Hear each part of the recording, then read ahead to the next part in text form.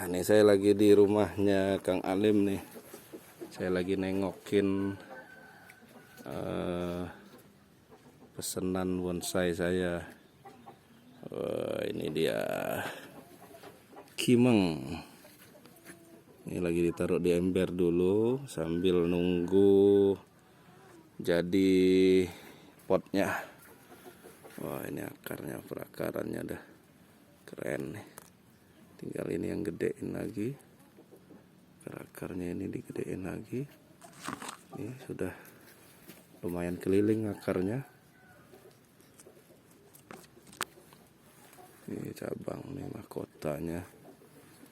Wah, ini lingkar batangnya juga gede nih, mungkin 30-an senti lebih.